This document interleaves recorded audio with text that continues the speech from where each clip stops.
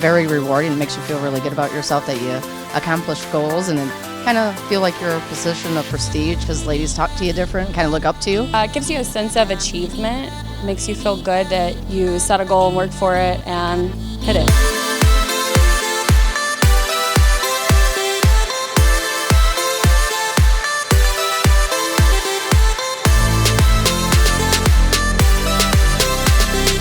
Being part of this group has allowed me to learn new things, to go out of my comfort zone. It's an amazing feeling right now to be able to give your advice or your ideas to the CEO. I think that's a wonderful idea. Being able to enjoy the time, the little bit of extra training that you're able to acquire from hitting this position.